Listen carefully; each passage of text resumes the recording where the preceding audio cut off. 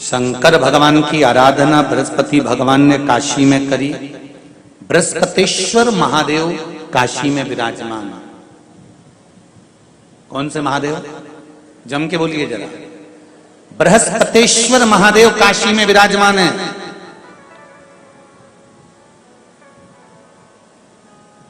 जो अंगूठी में पुखराज नहीं पहन सकते,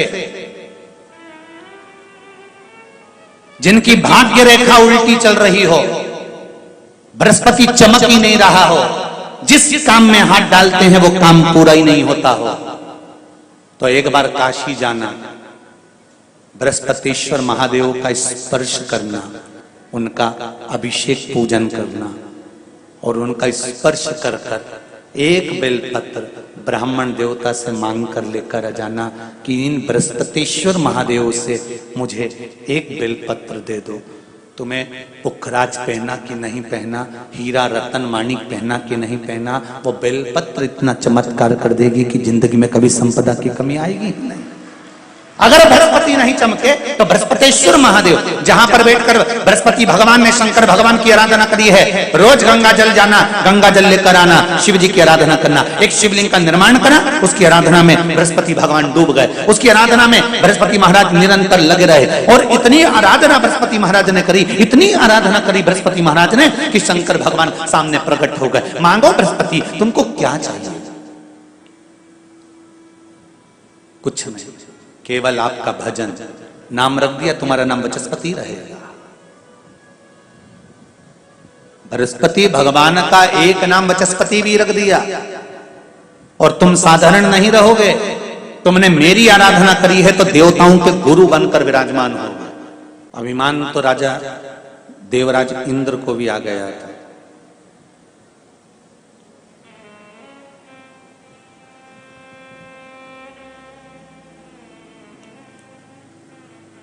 सभा में बैठे थे सिंहासन पर,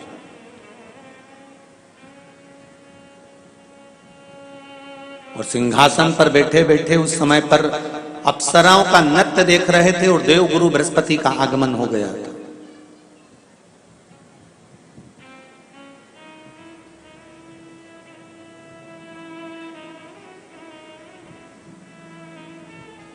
अंगिरा ऋषि के पुत्र हैं देवगुरु बृहस्पति।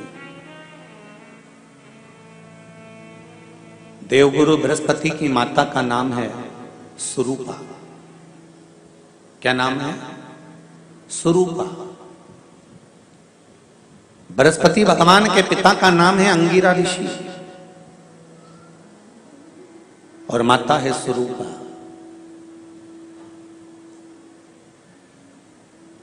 जिनके घर में देवगुरु बृहस्पति का आगमन हुआ है, प्राप्ति हुई है।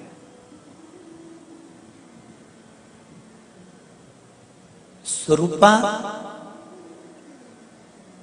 गंगा जी के जल से कंकर उठाकर उस कंकर को हथेली पर रखकर शिव के उस स्वरूप को गंगा का जल समर्पित करती थी। श्रावण के महीने में किसी भी एक सोमवार को अगर व्यापार नहीं चल रहा है, नौकरी नहीं मिल रही है, तो कोई तकलीफ आ रही है, तो कोई कष्ट आ रहा है, कोई रोग बढ़ रहा है, डॉक्टर से ऐसा लग रहा है कि ये बड़ी बीमारी बताने वाला है, शरीर में कोई गांठ पड़ गई है और वो जांच के लिए गई है, तो बिल्कुल श्रावण के महीने में किसी भी एक सोमवार को गंगा जल लेकर जाइए शिव मंदिर में। शंकर जी के मंदिर में थोड़ा सा गंगा जल नंदी को समर्पित कर कर, थोड़ा अशोक सुंदरी को समर्पित कर कर, थोड़ा गणेश और कार्तिकेय को समर्पित कर कर, थोड़ा सा गंगा जल जया विषहरा शामरी बारी दौतली और देव को समर्पित कर कर, थोड़ा सा गंगा जल शिवलिंग पर समर्पित कर दो। उस गंगा जल को वापिस झेल कर लेकर आओ। 3 दिन तक लगातार उस गंगा जल को पीना प्रारंभ करो। उसके बाद जांच के लिए आप कहीं पर भी जाइए, बाबा कृपा जरूर करेगा, ये निश्चित था।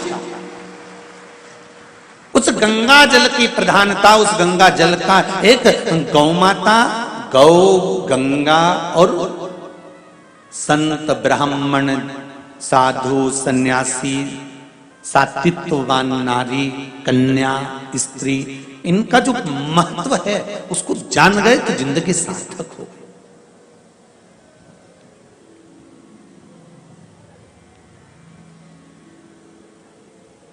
इसके महत्व को जानना बड़ा बड़ा बहुत जरूरी है।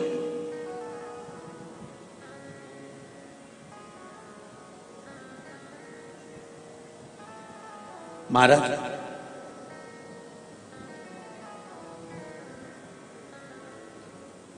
गंगा का जल हाथ में, तो यहां पर स्वरूपा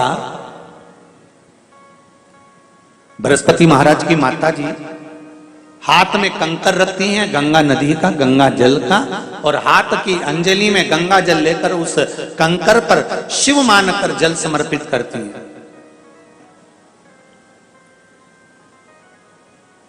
संतान जो हुई, जो पुत्र हुआ, वो भी शंकर का भक्त हुआ, शिव का भक्त।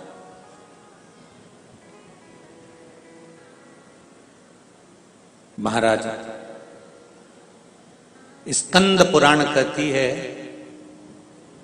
कोई आपसे पूछे किसी और वाले महाराज ये कथा कहां से कर रहे हैं, तो आप कह देना स्कंद पुराण से कर रहे हैं। स्कंद पुराण कहती है स्वरूपा ने जब शिव की आराधना करना प्रारंभ करी, शंकर भगवान की आराधना करना प्रारंभ करी, शिव की स्तुति करना प्रारंभ करी, शंकर पर चढ़ा हुआ जल का आचमन करना प्रारंभ करा। एक प्रश्न यहां पर है, उस प्रश्न को भी समझ लो, इसी कथा से जुड़ा हुआ।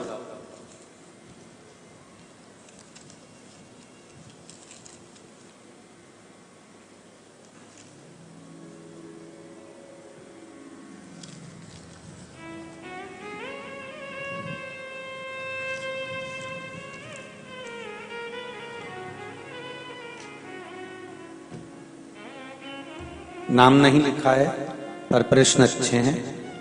हर हर महादेव घर घर महादेव लिखा है उन्होंने, नाम नहीं लिखा है। जिनने पत्र लिखा हो, कुछ प्रश्न हैं इसमें, 1 2 3 4 5 प्रश्न हैं। जिसने लिखा हो वो खड़े होकर हाथ हिला सकते हैं। 5 प्रश्न हैं इसमें। यदि किसी को 2 रुद्राक्ष प्राप्त हो जाते हैं तो क्या एक रुद्राक्ष किसी मित्र रिश्तेदार आदि को दे सकते हैं? जिसने पत्र लिखा है वो खड़े होकर अपना हाथ हिला सकते हैं।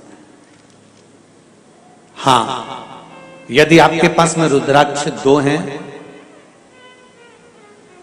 और वो रुद्राक्ष सिद्ध करे हुए हैं, सिद्ध करने का मतलब ये है कि भगवान शंकर को समर्पित कर कर रुद्राष्टाध्यायी द्वारा भगवान शंकर का अभिषेक पूजन कर कर उस रुद्राक्ष को विधि विधान के अनुसार शहद घृत से लिप्त कर कर शंकर भगवान के शिवलिंग पर स्वीकृत कर कर अशोक सुंदरी वाली स्थान से उठाकर जया विषहरा सामरी वारी को समर्पित कर कर अगर वो रुद्राक्ष सिद्ध किया गया है तो वो रुद्राक्ष आप अपने रिश्तेदार को भी दे सकते हो, उसको धारण करा सकते हो।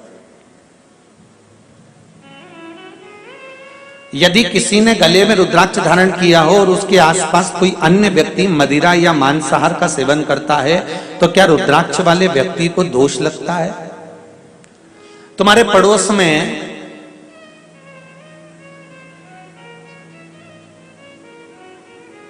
कोई गलत काम कर देगा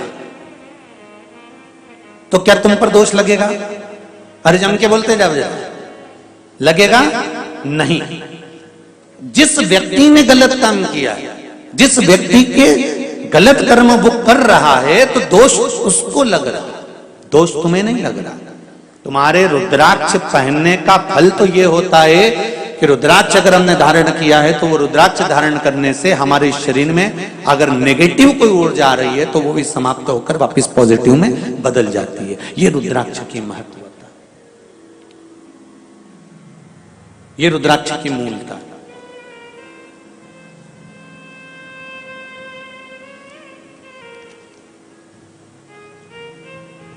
प्रातः समय पर जब हम पितरों के लिए जल छींटते हैं तो क्या गणेश शंख की रेखा का प्रयोग भी कर सकते हैं? नहीं।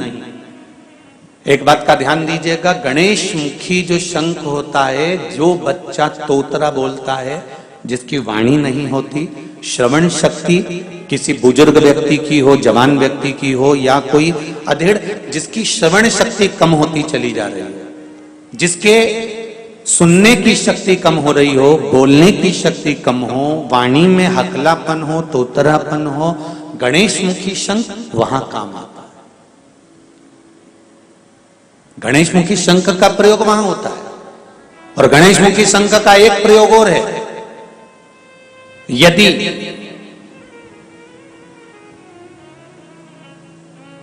लीवर पर सूजन आ रही हो, डॉक्टर बोल रहा है कि ये आपके आसपास, लीवर के आसपास में सूजन है और इसका दवाई होगी, इलाज कराना पड़ेगा, कराओ। अब डॉक्टर से इलाज भी जरूरी है, ऐसा नहीं है कि इलाज नहीं कराना, कराओ। पर उसके साथ में गणेश मुखी जो शंख है उसके जल का आचमन भी जरूरी है, उसमें फायदा मिलना प्रारंभ। पर होना चाहिए गणेश मुखी शंख। शंख की भी बड़ी विधानता है साहब। एक राक्षस मुखी शंख होता है, जो राक्षस वृत्ति शंख होता है। वो राक्षस वृत्ति शंख अगर घर के अंदर रहता है तो जरा सा कपड़ा पड़ा है तो उसके पीछे विवाद हो जाता है। पानी गिर गया तो विवाद, 5 मिनट बहू लेट उठकर आई तो विवाद, भोजन में कुछ त्रुटि हो गई तो विवाद, भाई भाई में कोई क्लेश हो गया, जरा सी बात हो गई तो विवाद, देवरानी जेठानी में। इसको कहते हैं राक्षसी शंख की महत्वता। वो शंख जब तक घर के अंदर रहता है तब तक वो आपको अशुद्धता का भाव देता ही रहता है। समझ में नहीं आता। हमने पत्रिका भी दिखाई, हमने वास्तु शास्त्रियों को भी दिखाया, हमने नारायण नाग बलि भी करवाया, हमने कालसर्प दोष भी करवाया, हमने वास्तु पूजन भी करवाया, हमने सारी पूजन करवाई, उसके बाद भी घर में शांति क्यों नहीं है? तो मतलब पूजन वाले स्थान पर कोई शंख ऐसा रखा हुआ है जिस शंख के कारण हमें दोष लग रहा है। हम सब कुछ बदल दिए पर पूजन के स्थान पर हमने नहीं देखा कि हमने क्या चीज ऐसी रखी है जिससे हमको तकलीफ हो रही है। चलो और सरल भाषा में समझ जाइए। डॉक्टर के पास जाते हो तो डॉक्टर को कहोगे कि मेरे को पेट दुख रहा है, तो डॉक्टर पेट दुखने की अकेले की गोली देगा क्या तुमको? जम के बोलो जरा, जितने लोग भी बैठे, केवल पेट दुखने की गोली देगा क्या? नहीं, पेट दुखने के साथ में वो 3-4 गोली जरूर लिख कर देगा कि इसका साइड इफेक्ट इस पर ना हो, इससे इसको लॉक करूंगा, इससे एसिडिटी ना हो, इससे ये परेशानी। 3 या 4 तरह की गोली डॉक्टर लिख देता है। सिर दुखा, उसने 3-4 गोली दी। बीपी गड़बड़ हुआ, उसने दिया कि ये ले लेना भैया, जब बीपी लेवल पर जाएगा तब एक गोली पर लगकर छोड़ देंगे, फिर एक गोली लेते रहना। उसी तरह हमारे जीवन में भी हम जो पाठ कर रहे हैं, हम जो पूजन कर रहे हैं, हम जो अर्चना कर रहे हैं, हम जो चाकरी कर रहे हैं, हम जो स्मरण कर रहे हैं, उसमें क्या पाठ हम कर रहे हैं, हम क्या स्मरण कर रहे हैं? उस पूजन वाले स्थान पर कोई कमी तो नहीं है हमारे? आप आए नहीं और सुबह हो गई, मेरी पूजा की थाली धरी की धरी रह गई। क्यों धरी रह गई? क्यों नहीं आए? मीरा ने बुलाया, भगवान आए। कर्मा ने बुलाया, भगवान आए। नामदेव जी ने बुलाया, भगवान आए। तुकाराम जी ने बुलाया, भगवान आए। तो हम भी तो रोज बुलाते हैं, एक लोटा पानी लेकर जाते हैं, फिर भगवान क्यों नहीं सुनते? कुछ कमी है हम में, वो कमी को हमें छाटना। सीढ़ियां बदल दी, वास्तु के हिसाब से मकान बना लिया, फ्लैट बना लिया, व्यापार भी अच्छा चल रहा है, पैसा भी आ रहा है, फिर घर में शांति क्यों नहीं है? 4 लोग खाने वाले, सास है, ससुर है, बहू है, बेटा है, उनके छोरा छोरी है, फिर शांति कहां गई? कोई कारण हो सकता। उस समय पर गंगा जल का प्रयोग करिए। गंगा जल का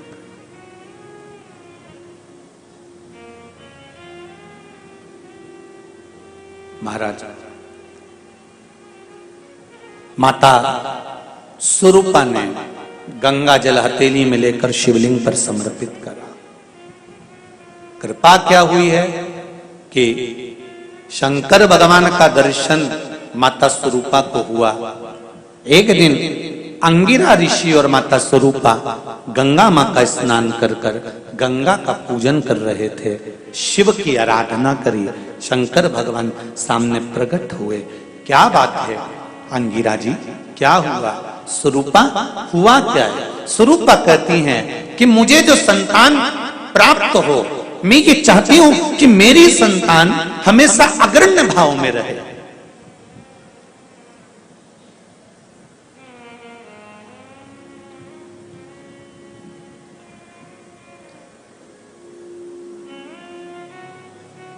दुनिया में केवल एक माँ और एक बेटा, ये दोनों ऐसे होते हैं।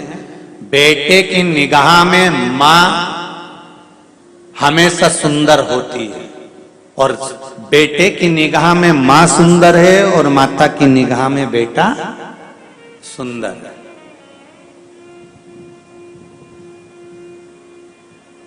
वो तो जब बेटे की शादी करना रहती है तब माँ बेटे की बुद्धि घुमाती है, तब कहती है तेरे से ज्यादा अच्छी है लड़की, अभी भी कह रही हूं पक्का कर ले। नहीं तो ये कभी जिंदगी में किसी के सामने नहीं कहती कि मेरा बेटा बुरा है, केवल उसकी शादी करते समय बेटे को कहती है वो लड़की तेरे से ज्यादा अच्छी है। नहीं तो हमेशा माँ कहती है मेरा बेटा दमदार, मेरा बेटा सुंदर, मेरा बेटा विद्वान, मेरा बेटा ज्ञानवान। एक छोटा सा बच्चा मेले में माँ का हाथ पकड़कर जा रहा था। कहीं मेले में कहीं बंदर का नृत्य देखते देखते छूट गया। माँ ढूंढ रही है, बेटा भी ढूंढ रहा, रो रहा है। पुलिस वाले आ गए, बच्चे को पकड़ा, लेकर गए, उसको समझाया, मेले में आए, अनाउंस करा, पूछा तुम्हें तुम्हारी माता का नाम मालूम है? नहीं मालूम। पिताजी का नाम नहीं मालूम। तुम्हारी माँ कैसी लगती है? बहुत सुंदर है मेरी माँ, बहुत सुंदर है। हाँ, अनाउंस करा गया। उस बच्चे को ले जाकर माताओं को दिखाया गया। वो माँ नहीं मिली, शाम हो गई। तब शाम के समय पर माँ सामने से आ रही थी। बच्चा गया और माँ के गले लग गया। माँ के गले लगा तो क्या देखा उन पुलिस वालों ने कि उसकी माँ का जो चेहरा था एकदम काला था, एकदम काला। उसकी माँ एकदम काली थी, एकदम काला चेहरा, भयंकर उसका स्वरूप लग रहा था। और बच्चा उसकी गोदी में जाकर चीख लग गया, माता के हृदय से लग गया, रोने लगा। इतने में तुरंत पुलिस वालों ने कहा तू तो कहता था तेरी माँ बड़ी सुंदर है। यही तो मेरी माँ है। बच्चे की निगाह में माँ कैसी भी हो, माँ हमेशा सुंदर होती है, और माँ की निगाह में बेटा कैसा भी हो वो हमेशा सुंदर ही होता है। वो हमेशा सुंदर, वो हमेशा एक ही बात कहती है, मेरा बेटा तो चंदा है, मेरा बेटा तो सूरज है।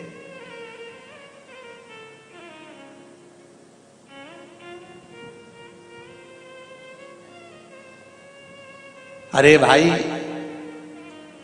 संतान सुख हो, संतान सुख हो, ये भाग्य की बात है।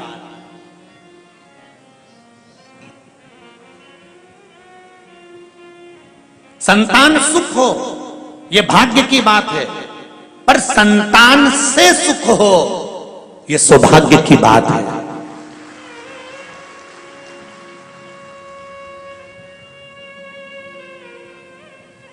हम जाकर किसी ब्राह्मण से, किसी साधु से, किसी सन्यासी से, किसी तपस्वी से, किसी साधक से, किसी उपासक से, हम किसी विद्वान जन से जाकर कहते हैं संतान का सुख नहीं है महाराज, संतान सुख हो जाए, बस एक कृपा कर दो, संतान हो जाए, संतान का सुख हो जाए, संतान सुख हो जाए। ब्राह्मण, साधु, सन्यासी, तपस्वी, साधक उपास कराएंगे, व्रत कराएंगे, साधना कराएंगे, फल देंगे, सब कुछ होगा, और तुम्हारे घर में संतान भी हो जाएगी। संतान का सुख हो ये भाग्य की बात है। संतान सुख हो ये भाग्य की बात है, पर संतान से माता पिता को सुख हो ये सौभाग्य की बात है। संतान के द्वारा माता पिता को जो सुख मिलता है उसका आनंद कुछ दूसरा ही होता है। हम कहते हैं कहीं जाओ मत जाओ, पर बूढ़े माँ बाप के पास एक बार रोज सोने से पहले 15 मिनट बैठ कर जरूर आओ। वो क्या दे जाएंगे उसका भरोसा नहीं है।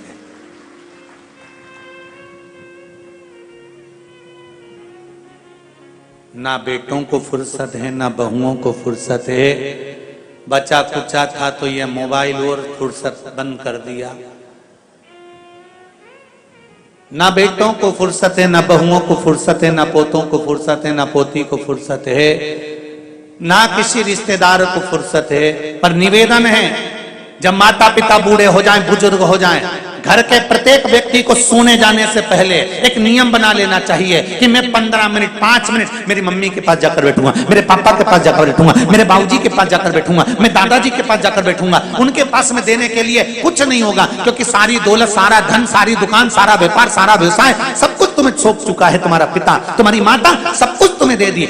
लॉकर में चाबी भी लगाने तुम जाते हो, अलमारी खोलने तुम जाते हो, चाबी लगाने तुम जाते हो, सब कुछ माता पिता ने तुमको दे दिया। अब एक काम करो, तुम्हारे माता पिता के पास में धन भले नहीं होगा, वैभव भले ना होगा, पर रोज प्रतिदिन सोने से पहले अगर 10 मिनट तुम माता पिता के पास जाकर बैठोगे तो ये शिव महापुराण की कथा कहती है कि वो धन भले नहीं देगा, पर दिल से जाते जाते आशीर्वाद दे दिया तो जीवन सार्थक हो जाएगा।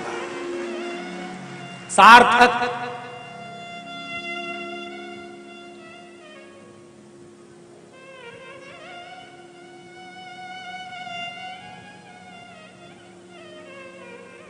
नहीं तो बड़ा विचित्र जीवन है जी। बेटी एडीलैंड में, बेटिया है न्यूयॉर्क, और ब्राइट बच्चों के लिए हुआ बुढ़ापा डार्क। ओ काका क्या करोगे, ये रुपया कहाँ धरोगे? ओ काका क्या करोगे, ये रुपया कहाँ धरोगे? कहाँ धरोगे इस धन?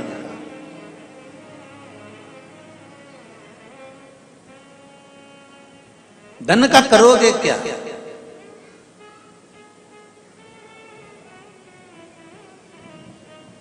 एक बात हम हमेशा कहते हैं,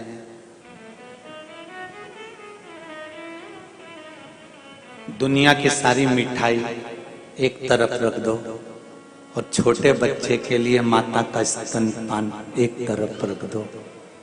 बच्चे को वो मिठाई में सुख नहीं होगा जो माता के स्तनपान में सुख होगा। माता के स्तनपान में जो सुख होगा।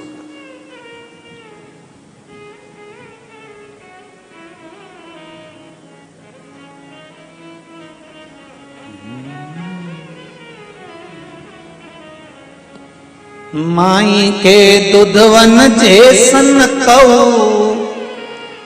मिठाई ना मिलई, माई के दुधवन जैसन कऊ मिठाई ना मिलई।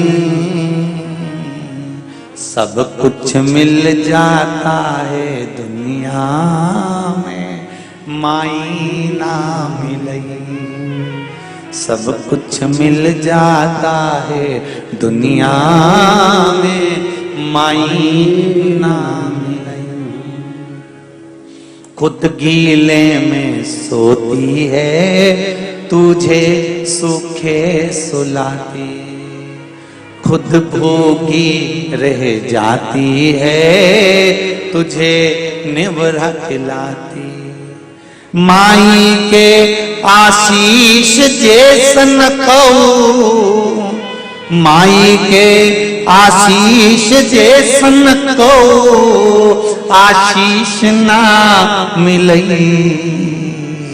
सब कुछ मिल जाता है दुनिया में, माई ना मिलई। सब कुछ मिल जाता है दुनिया में, माई।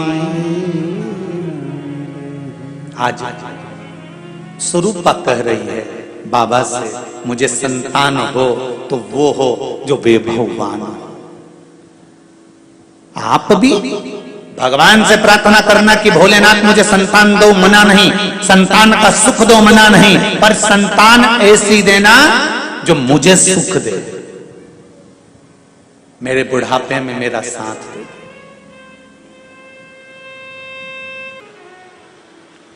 स्वरूपा ने कहा कि मेरे घर में संतान हो, वो संतान वैभववान हो। मेरे घर में औलाद हो, वो औलाद वैभववान हो। और शिव जी ने कहा, स्वरूपा तेरे गर्भ से जो संतान होगी वो संतान कोई साधारण नहीं होगी, देवताओं का भी जो गुरु बनेगा वो बृहस्पति तेरे गर्भ से जन्म लेगा। तो क्यों चिंता करती है, वो बृहस्पति तेरे गर्भ से आया।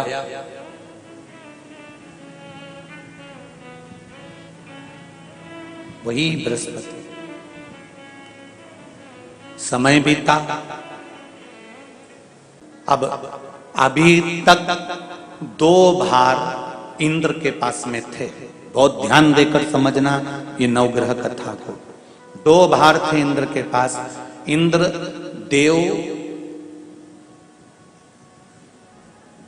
देवताओं के गुरु भी बनकर बैठे थे,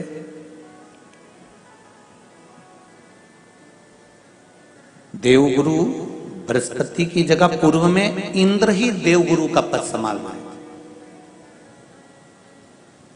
और देवराज का पद भी इंद्र के पास में था। कौन कौन से पद थे, जम के बोलो जरा। पहला पद देवराज इंद्र का, दूसरा पद देवगुरु, देवगुरु का पद भी इंद्र के पास में था, और देवराज का पद भी इंद्र के पास में था। ये 2 पद जब होता है साधारण भाषा में, आप ले लीजिए, किसी के पास में अध्यक्ष का पद भी है, किसी के पास में और कहीं का पद भी है, 2-3 पद उसके पास में विराजमान है, तो उसके पास में 2-3 पद अगर विराजमान है तो फिर उससे अगर एक पद ले लिया जाता है तो उसको अहंकार आ जाता है, उसको गुस्सा आ जाता है कि बताओ अभी तक तो मुझे पूछा जा रहा था, अब तुम तो वो पद पे भी जान दो। जैसे तुम किसी कुर्सी पर बैठे हो, कथा सुन रहे हो, और इतने में कोई रिश्तेदार बाहेती जी का आ गया, और तुम बढ़िया आराम से बैठे थे, और बैठे बैठे इतने में बाहेती परिवार से कोई आया और उसने तुमको उठाया, प्लीज थोड़ा सा, और तुम्हें उठाकर दूसरी जगह बिठा दिया, और उन्होंने अपने वाले को कुर्सी पर बिठा दिया। अब बोलो, जो उठा, जिसको उठाया था, उसका भगोने जैसा मुंडा हुआ कि नहीं हुआ? अरे बोलो तो, अपन दूर कथा नहीं जाते, कथा अपने ऊपर लेके चलो कि अपन कैसे समझें इस कथा को। बहुत अगर गहन तत्व की कथा सुनेंगे तो समझ में आएगी नहीं। यहाँ से सुनी, यहाँ से निकाल दी, बच्ची कुछ दी, ऊपर से निकल गई, और मालूम पड़े थोड़ी देर बाद माताएं कुर्सी पे बैठी बैठी। अब फिर तो अपन तो अपने पर लेकर चलो ना, कि जैसे कोई, आप कुर्सी पर बैठ गए और इतने में इनके रिश्तेदार कोई आए, और आने पर उन्होंने कहा दिया तुम यहाँ से उठो, दूसरी जगह जाके बैठो, इतने में तुमको बुरा लग गया, बुरा लगा, मुंह भगोने जैसा हो गया, गुस्सा आ गया। उसी तरह इंद्र के पास में 2 सत्ता थी, एक देवराज इंद्र थे और दूसरे गुरु का पद भी इंद्र के पास में था। देवताओं के गुरु बनकर इंद्र घूम रहे थे, पर अब उल्टा हो गया। शंकर भगवान ने बृहस्पति महाराज को देव गुरु बना दिया।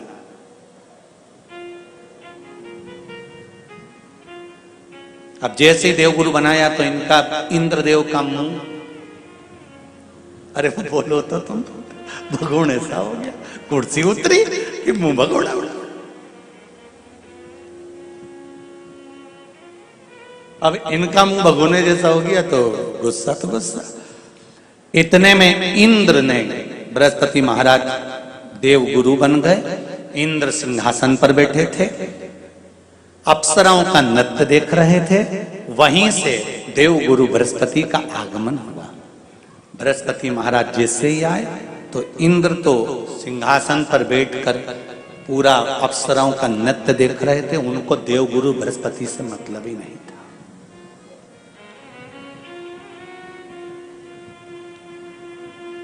कोई स्थान नहीं, कोई सम्मान नहीं, कोई आदर नहीं, कोई आदर नहीं। जिसको घर के बड़े बुजुर्ग सम्मान देते हैं, घर के बच्चों का भी फर्ज है कि उसका सम्मान बच्चे करें।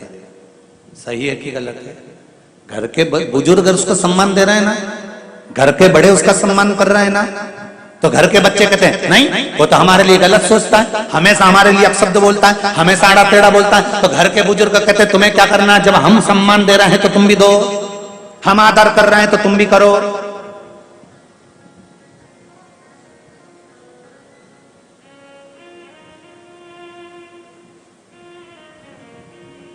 पर नहीं महाराज, आदर आप भी करो, सम्मान आप भी करो, पर वो आदर वो सम्मान बहुत मुश्किल। अब जब बृहस्पति महाराज का सम्मान नहीं हुआ, बृहस्पति महाराज वहां से उठकर चले गए, बोले नहीं।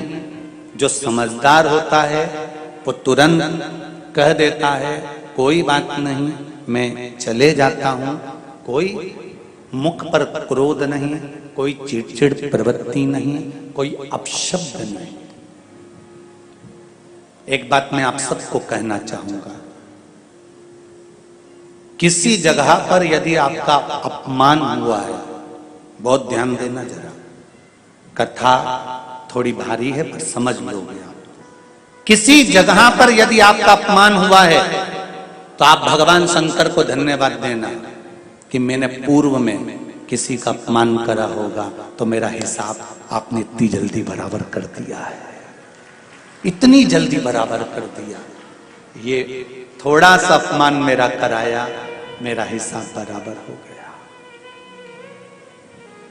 कोई गाली दे रहा है, देने दो, शंकर भगवान को धन्यवाद देना, बाबा बड़ी कृपा करी,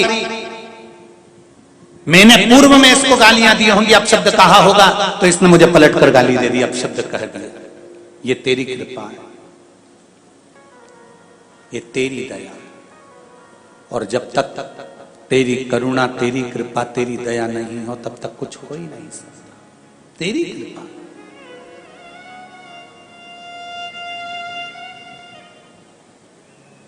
भगवान से कहो, हे देवाधिदेव महादेव, मैं ये नहीं कहता कि मुझे रोने मत देना,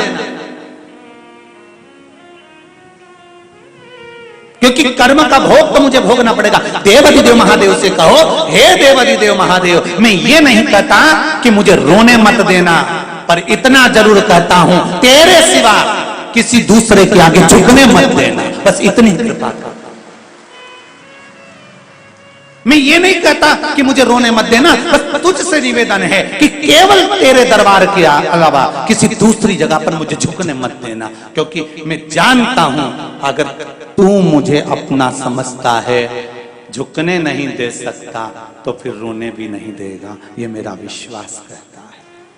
तू रोने भी नहीं देगा। एक पत्र में कहा है, देखिए,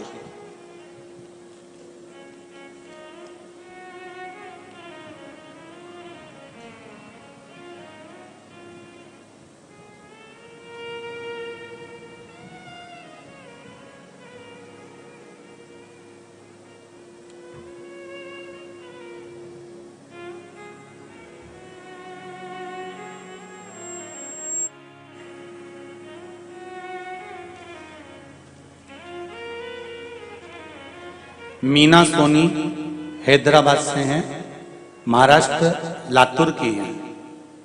कहीं बैठे हो तो हाथ हिलाइएगा, दोनों हाथ हिलाओ बहन। हर हर महादेव। गुरुदेव श्री शिवाय नमस्तुभ्यम। शिव महापुराण की कथा आस्था चैनल पर 2022 से जनवरी के महीने से सुनना प्रारंभ किया है। मेरे जीवन में बहुत सारे कष्ट आए, फिर मैंने शिव मंदिर जाना चालू किया। बाबा एक लोटा जल चढ़ाना प्रारंभ किया। मैं जॉब करती थी, इसलिए मुझे हर रोज मंदिर जाना नहीं होता।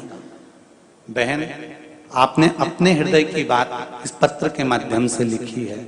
जो आप करते हो वो आपने लिखा है, उसके लिए धन्यवाद है आपको। मैं जॉब करती थी इसलिए रोज मंदिर जाना नहीं होता था। लिखने वाले लिख रहे थे कि मैं रोज जाते, पर आपने लिखा मैं जॉब करती इसलिए मंदिर रोज जाना नहीं होता। मेरी बच्ची की तबीयत हमेशा खराब रहती थी, उसके पेट में दर्द रहता था। अनेकों बार डॉक्टर को दिखाया, फिर बेलपत्र खिलाना चालू किया और उसकी तबीयत अच्छी हो गई। और मैं पिछले 9 महीनों से हमारा परिवार पूरा बिखर गया था। मेरे पति मेरे साथ नहीं रहते थे, हम अलग रहते थे, लेकिन बाबा की कृपा से उनसे विनती करी लोटा भर जल चढ़ाकर आज फिर मेरा परिवार पूरा 9 महीने के बाद एक हो गया है। और हम दोनों पति पत्नी बाबा को नमन करने के लिए आए हैं। बहुत बहुत साधुवाद दीदी आपको। हर हर महादेव। अब आप एक हो गए हैं, मेरा शिव भी एक होकर रहे और आपको भी एक रहे और आप आनंद के साथ रहे, यही बाबा से निवेदन है। हर हर शिव कृपा इसी को कहते हैं। बैठिए बहन। हर हर शिव से विनती, निवेदन, अर्चना, आराधना। एक पत्र और पढ़ दूं, इसके बाद मैं फिर आगे चलूं। पत्र बहुत सारे हैं अभी और इधर भी रखे हैं, पर जो हाथ में आ गए वो पढ़।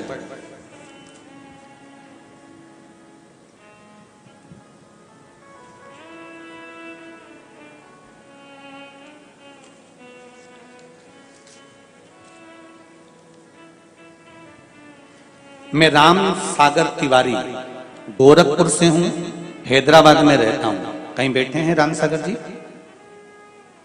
आप ही हैं? दोनों हाथ हिला दीजिए। हर हर महादेव। मैं राम सागर तिवारी गोरखपुर से हूं, हैदराबाद में रहता हूं। मैं आपकी कथा टीवी पर सुन रहा था, आपका प्रश्न करना चाहता था। भोले बाबा की कृपा से आपका दर्शन हो गया। गुरुजी, आपने जो बेलपत्री का उपाय बताया था वो मैं करना चालू किया। बाबा की कृपा से मेरा शुगर नॉर्मल हो गया। कोई दवाई नहीं लिया था। गुरुजी, मेरा बाबा से यही प्रार्थना है कि मेरा बेटा 10वीं में है, वो भी बाबा की कृपा से आपकी भक्ति में और अच्छे नंबर से उत्तीर्ण हो। अब शुगर ठीक है आपकी? शुगर लेवल में है?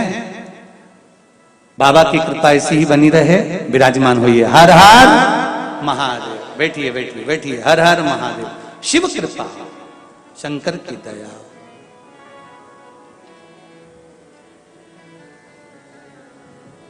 शिव करुणा सागर है, कृपा सागर। महाराज बाबा बाबा है।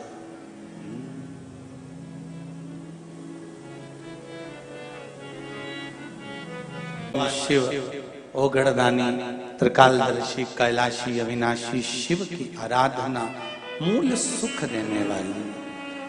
श्री शिवाय नमस्तुभ्यं। सब बोलिए प्रेम से, आनंद से, और बोलने के बाद बाबा से अपने हृदय की बात भी बोलिएगा। श्री शिवाय नमस्तुभ्यं। श्री शिवाय नमस्तुभ्यं। श्री शिवाय नमस्तुभ्यं। श्री शिवाय नमस्तुभ्यं। श्री शिवाय नमस्तुभ्यं। हर हर महादेव। बृहस्पति महाराज आए। देवराज इंद्र उनको देखकर ना उठे हैं, न सम्मान दिया है, आदर नहीं करा, सत्कार नहीं करा।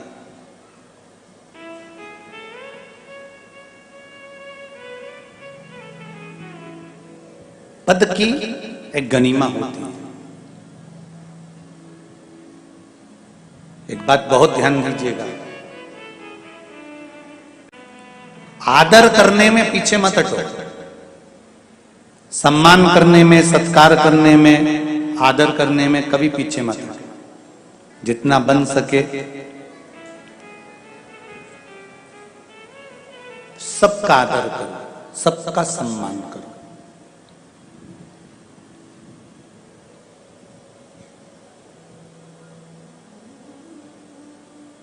हम तो इस व्यासपीठ से उनको भी नमन करते हैं, उनके भी चरणों को नमन करते हैं जो सोशल मीडिया के माध्यम से, फेसबुक, यूट्यूब के माध्यम से, व्हाट्सएप, इंस्टाग्राम के माध्यम से सनातन धर्म का प्रचार करते हैं। हम उनके भी चरणों को नमन करते हैं।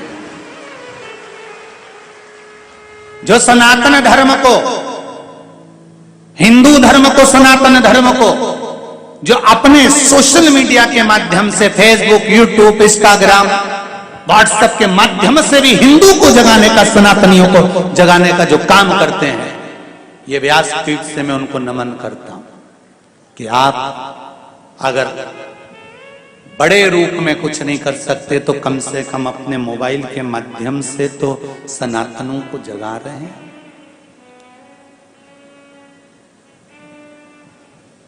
इतना भी बहुत है।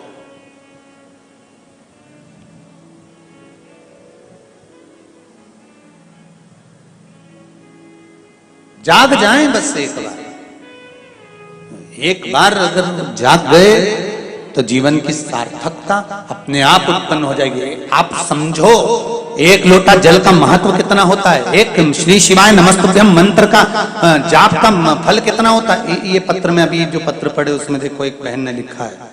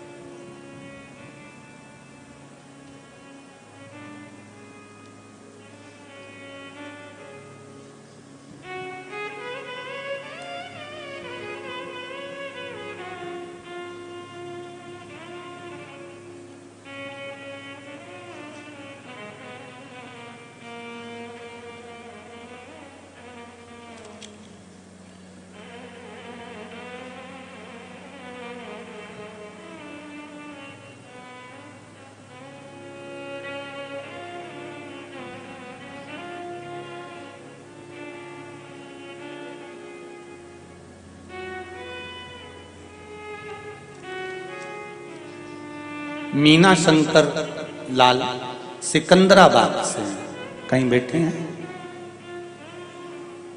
आप ही हैं? दोनों हाथ हिला दो एक बार। हर हर महादेव। हम मोबाइल यूट्यूब पर कथा सुनते हैं। 21 फरवरी को हम अपनी सहेली के साथ खरीदारी करने बाजार जा रहे थे। ऑटो के वापिस आ रहे थे, रास्ते में ऑटो का एक्सीडेंट हो गया और हम लोग ऑटो से नीचे गिरने से बच गए। लेकिन हम दोनों के घुटने में, हाथ में, कलाई में अंदरूनी चोट बहुत आई। घर पहुंचकर हम दोनों को बहुत दर्द हो रहा। रात में मुझे थोड़ा बुखार भी आया, हमने दवाई भी ली, गोली भी खाई, पर शरीर में हड्डियों में तकलीफ रही। तभी शिव महापुराण की कथा में रुद्राक्ष के जल का वर्णन आपने करा था। वो रुद्राक्ष के जल का वर्णन हमने उस पानी को पिया, लिया। सीहोर से भी जल रुद्राक्ष को बुलवाने वाले थे पर योग नहीं बन पाया, और जो रुद्राक्ष इनके पास में थे उसका स्मरण किया। बाबा की कृपा से हम शीघ्र की शीघ्र बाबा की दया से ठीक हुए। यही शिव को धन्यवाद देना है।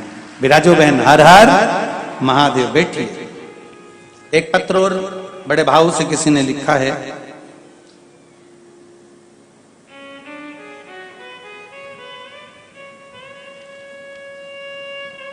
दीपक जी कासट,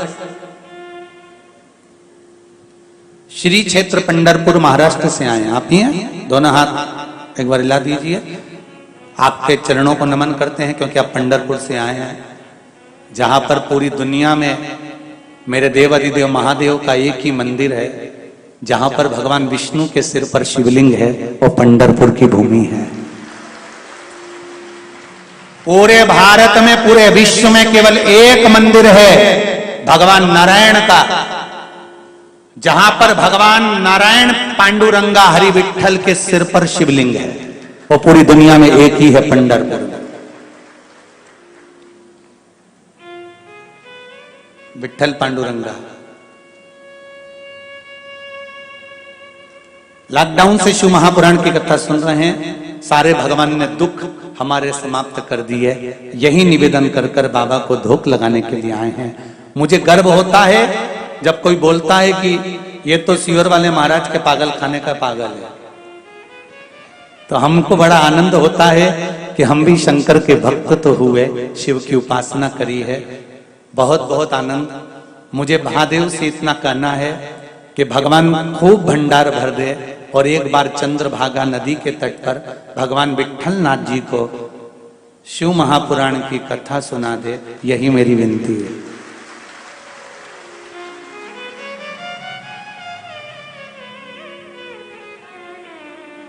कासट जी, दिल तो हमारा भी वहीं लगा हुआ है। बस कमर पे से हाथ हटाकर एक बार इशारा कर दें, तुरंत पहुंच जाएंगे। प्रयास पूरा करेंगे। हमारा भी मन है कि जिस धरा पर हरि विठ्ठल शंकर भगवान को शिवलिंग सिर पर रखे हुए हैं, शिवलिंग के चक्कर में ही रुक्मणी जी को दूर कर दिया है। शंकर भगवान ने नंदी को चौराहे पर खड़ा कर दिया है। ऐसे हरि विठ्ठल को एक बार शिव महापुराण की कथा तो सुनाने का दिल हमारा भी है, मन है। प्रयास पूरा करेंगे। जितना जल्दी हो सकेगा चंद्रभागा नदी के तट पर 7 दिन का डेरा वहीं डालेंगे और आनंद से देवाधिदेव महादेव को कथा पंढरपुर की धरा पर सुनाएं। पर इतने सारे कार्यकर्ता हमारे पास में नहीं कि हम संभालें इतना बड़ा बड़ा आयोजन। टेंट हम लगा दें बाबा भोलेनाथ की कृपा से, माइक सिस्टम हम लगा दें भोलेनाथ जी की कृपा से, पर इतने लोगों को रुकाना और भोजन भी देवाधिदेव महादेव करा देगा और रुकाने की व्यवस्था जो पंडाल लगेगा उसमें करा देंगे। पर वीआईपी कोई व्यवस्था बाबा देवाधिदेव महादेव ना करे, पर भूखा कोई ना सोएगा, ये देवाधिदेव महादेव की कृपा रहेगी। ऐसा विश्वास कर कर संभालना पंढरपुर वालों को पड़ेगा। प्रयास करेंगे जल्दी से जल्दी, अगर बाबा चाहेगा तो वहां पर भी कोई भगत तैयार हो गए तो पहुंच जाएंगे। हर हर महा शिव कृपा है उस ओघड़ दानी की तरह, तेरी कृपा बिना ना हिले एक भी अणु, लेते हैं श्वास तेरी कृपा से तनु। ये शिव कृपा। महाराज शिव महापुराण की कथा कर रही है। देवराज सिंहासन पर बैठे हैं, अप्सराओं का नृत्य देख रहे हैं, पर बृहस्पति महाराज का सम्मान नहीं करा। बृहस्पति बाबा चल दिए। भगवान को धन्यवाद देना कि अगर अपमान भी हो जाए तो कहना मेरा हिसाब पूरा हो गया। क्रोध मत करना, गुस्सा नहीं करना है, हिसाब बराबर हो गया।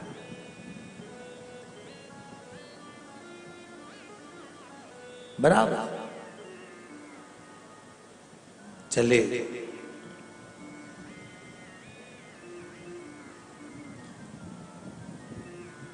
महाराज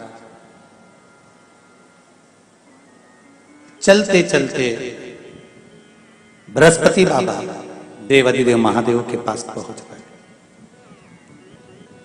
शंकर जी ने पूछा, आप तो देवगुरु बृहस्पति, देवताओं के गुरु हो, तुम्हें तो सिंहासन पर बैठना था जहां इंद्र की सभा हो रही है, और इंद्र की सभा वाले स्थान पर एक देवगुरु बृहस्पति का पद अलग रखा जाता है, एक सोफा एक सिंहासन अलग रखा जाता है, तो तुम्हें तो वहां बैठना था। फिर तुम यहां कैसे? कहा इंद्र ने ध्यान नहीं दिया। जब मैं गया था तो सारे स्थान भरे हुए थे, कोई स्थान खाली नहीं था। किसी को कष्ट देना ये ठीक नहीं है, इसलिए मैं वापिस आ गया। शिव जी ने ध्यान लगाकर देखा, क्या देखते हैं भोलेनाथ, इंद्र ने बृहस्पति महाराज को देख लिया था, उसके बाद भी खड़े नहीं हुआ, आदर नहीं करा, सम्मान नहीं करा। तब समझ गए कि जरूर इंद्र ने ये सब जानकर कर करा है,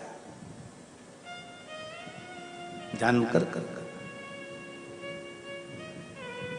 जैसे कमल का पुष्प ना मिलने पर कमल गट्टे का जल शंकर को समर्पित कर देने से, भगवान शिव को जल समर्पित कर देने से शरीर का रोग समाप्त होकर शरीर में नूतन ऊर्जा प्राप्त होती है। उसी तरह शंकर भगवान ने देखा बृहस्पति को, तो भगवान शंकर ने कह दिया, हे बृहस्पति देव, जो कमल का पुष्प पड़ा हुआ है मेरे पास में, इस कमल के पुष्प को लेकर जाइए और आप अपने अंगिरा बाबा के भवन में प्रवेश कर जाइए। एक बात बहुत ध्यान दीजिएगा महाराज,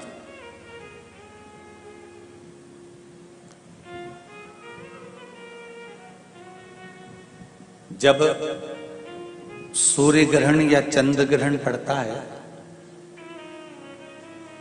तो जो बच्चा शरीर से रोगीला ज्यादा होता है या रोग उसको घेरे रहता है तो मुट्ठी भर ज्वार का दाना उस बच्चे के हाथ में पस भरकर वो ज्वार का दान करवा दिया जाता है। जैसे यदि आप लोगों ने शिव पंचायत शिव महापुराण की कथा सुनी हो या माहेश्वरी समाज मुंबई द्वारा अंधेरी में हुई स्कंद पुराण माहेश्वरी समाज द्वारा जो हुई थी, अगर वो श्रवण करिए तो उसमें बताया गया कि कुछ चीजों के दान ऐसे होते हैं जिन दान को करने से व्यक्ति के जीवन में समृद्धि वैभव लक्ष्मी की प्राप्ति हो जाती है।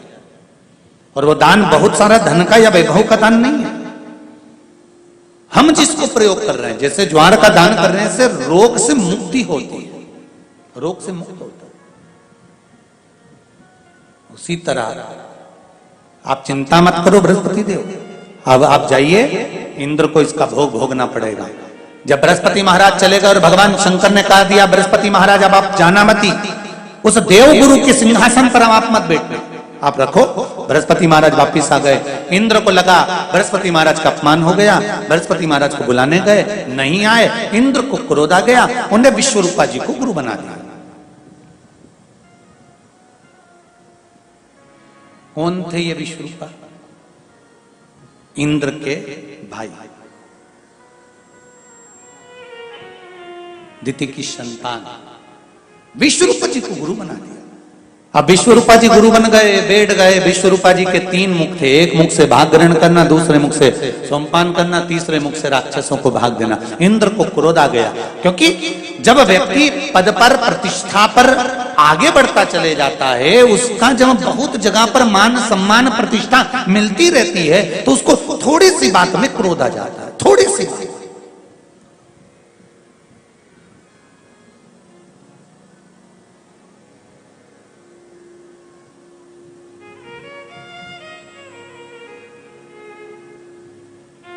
और जरा जरा सी बात में अगर क्रोध आ रहा है तो समझ लो ये बहुत बहुत प्रतिष्ठा इसको ज्यादा मिल गई थी, सम्मान ज्यादा मिल गया था, आदर ज्यादा मिल गया था, अहंकार सम्मुख में आकर खड़ा हो गया। भाई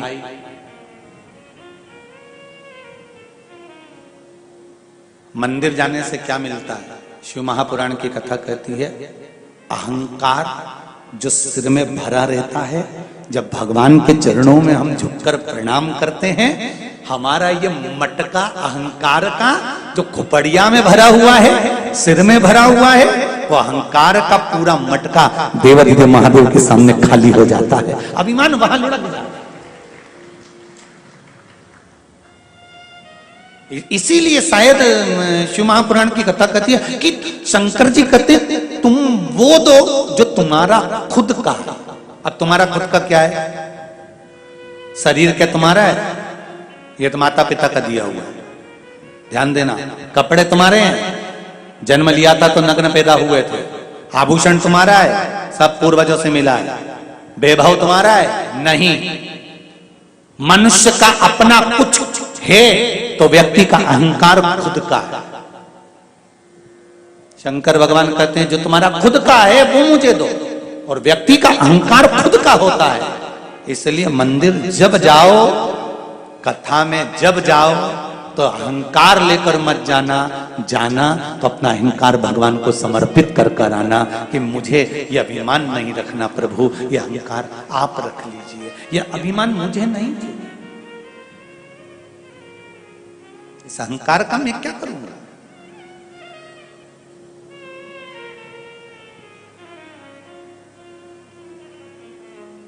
क्या करना मुझे इस अभिमान का? अरे तेरा ही दिया मैंने, खाया पिया है, तेरा शुक्रिया है, तेरा शुक्रिया है।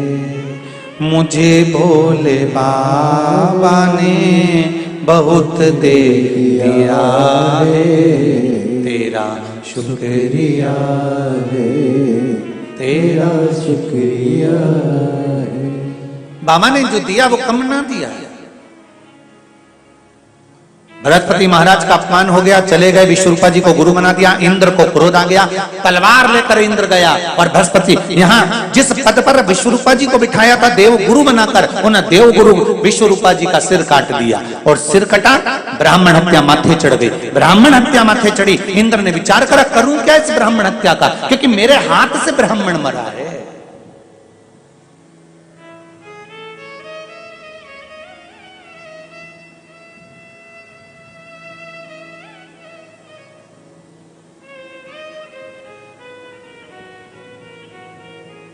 सब कुछ करो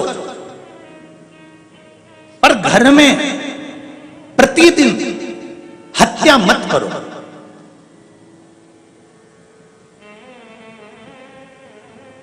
ऐसा कोई घर नहीं जिसके घर में प्रतिदिन हत्या नहीं होती।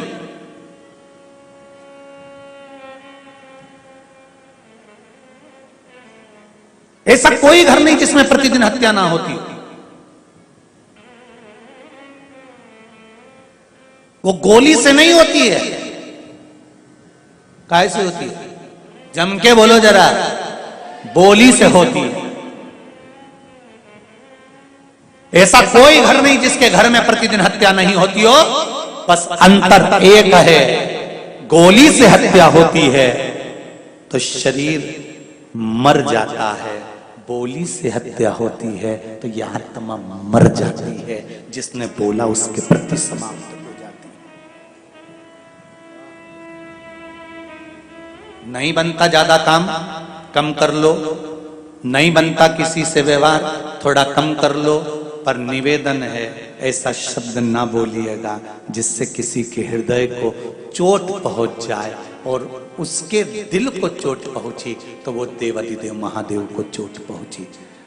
शब्द अच्छे बोलो। एक बात कहें हैदराबाद वालों, जीजियों, कोई कमी नहीं किसी के घर में, दो रोटी सब प्रेम से खा रहे हैं, खूब आनंद से जिंदगी जी रहे हैं, किसी के यहाँ कोई कमी नहीं है। जितने आस्था चैनल पर सुन रहे हैं, फेसबुक पर सुन रहे हैं, यूट्यूब पर सुन रहे हैं, जितने पंडाल में सुन रहे हो, किसी के यहाँ कोई कमी नहीं है।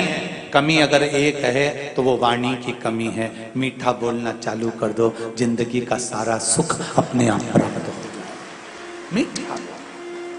ये शुगर की जो बीमारी हो रही है ना, ये तुम्हारे मीठे नी बोलने से हो रही है।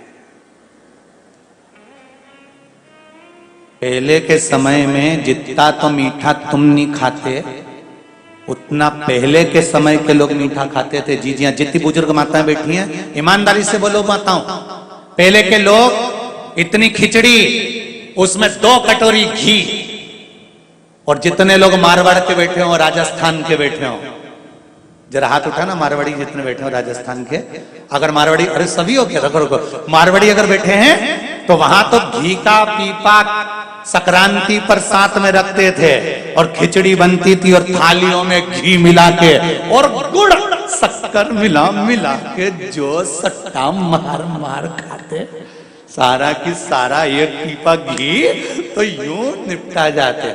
आज के समय में ऑयली नहीं, शुगर नहीं, कितना कमा रहे, केवल ककड़ी खा रहे, केवल ककड़ी। शुगर की बीमारी कहां से आई? तुम्हारे पास से आई है शुगर की बीमारी। कहीं पहले के लोग भी घी खाते थे, पहले के लोग भी शक्कर खाते थे, पहले के लोग भी गुड़ खाते थे। पहले किसी को शुगर होती थी क्या? अरे बोलो तो जम के। किसी को इंसुलिन लगती थी क्या? नहीं। शुगर की कोई जांच करता था क्या? नहीं।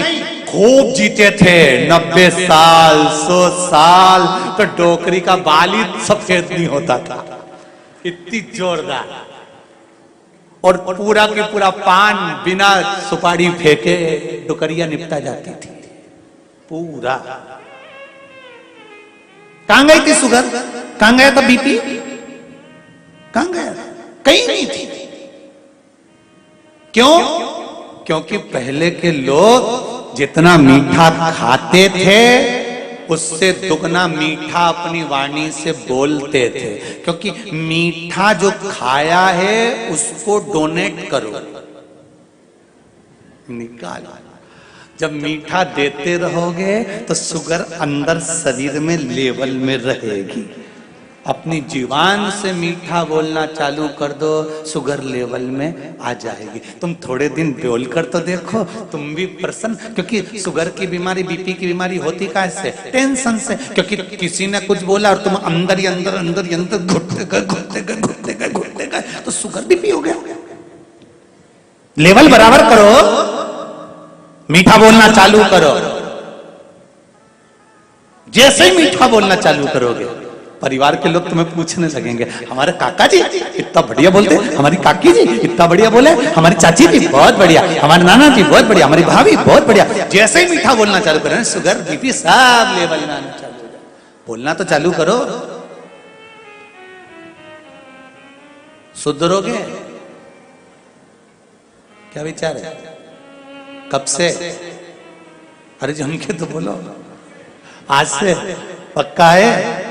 नियम ले लो, आग लगे बस्ती में अपन रेव मस्ती में। कोई कितना ही कुछ भी बोले, अपन खजूर वाली चोटी बना के चक्कर रहे हो, क्या करना उसमें? छोटी सी जिंदगी है, कब चले जाएंगे पता नहीं है। मुस्कुरा कर जियो, मुस्कुरा कर।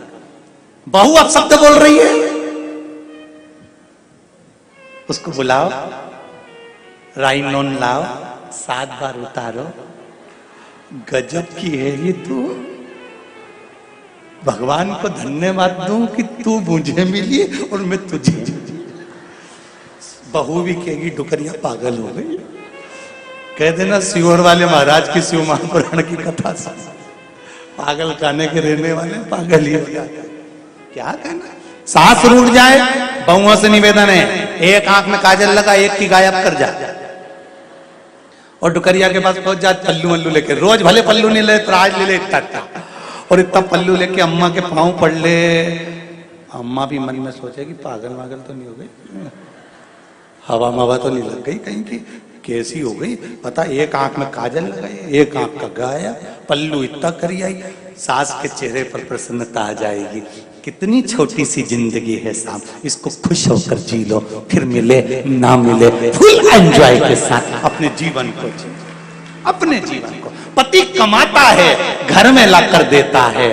उसको अगर तुम समय पर जब वो आया और माँ का और पत्नी का चेहरा अगर प्रसन्न नहीं दिखता ना, तो वो करोड़ों की कमाई उसके लिए धूल के बराबर है साहब। करोड़ों की कमाई उसके लिए धूल है। जब वो आए ऑफिस से, दुकान से, ऑफिस से, व्यापार से, तुम माँ का चेहरा और पत्नी का चेहरा प्रसन्न दिखता है तो 2 रोटी वो भी ज्यादा खाता है और खाकर कहता है आज आनंद आ गया। नहीं तो तुम चाहे मीन चाउमीन खिला दो, चाहे छम्मक लड्डू खिला दो, उससे कोई फर्क नहीं पड़े। अब तुम उससे कहो कि डोसा खा लो, वो के कई डोसा खाऊं, मेरा तो खुद डोसा बन गया, कई डोसा खा। प्रेम से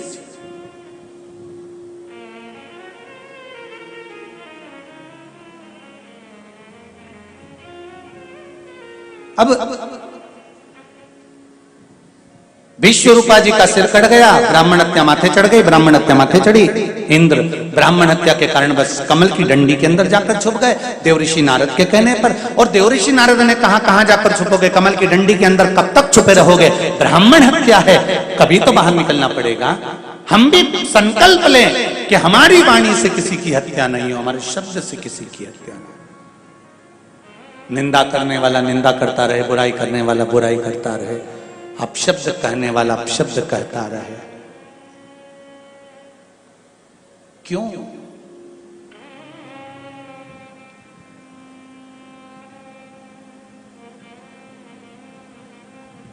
किसी ने हमसे पूछा, गुरुजी आज चारों तरफ एक ही बात है कि इस मंदिर पर उसने कब्जा कर लिया, उस मंदिर पर उसने कब्जा कर लिया, आप कुछ नहीं कहोगे? हमने कहा हम तो एक ही बात कहते हैं, अगर तुम प्रतिदिन मंदिर जाने का नियम बनाए होते तो तुम्हारे मंदिर पर किसी ने कब्जा नहीं करा होता। और एक ही कार्य करना है हमको कि प्रतिदिन भगवान के मंदिर जाने का नियम बनाना है।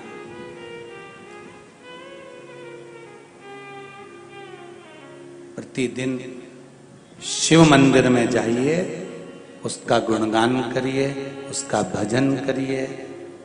धीरे धीरे मंदिर में पहले लोग जाते थे, घंटी बजाते थे, आरती करते थे। आज के जमाने में तो किसी के पास समय नहीं है, अकेला पंडित जी आरती करता है, मशीन लगा दी, उसमें नगाड़ा ढोल धमाका बज जाता है। और चलो तो चलो, कई कई मंदिरों में तो मशीन से ही आरती होने लगी, नगाड़ा भी मशीन बजाए, आरती भी मशीन करे।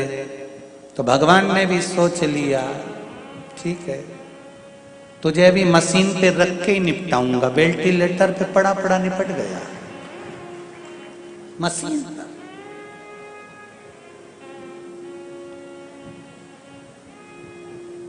पहले जन्म भी सस्ता था, मृत्यु भी सस्ती थी।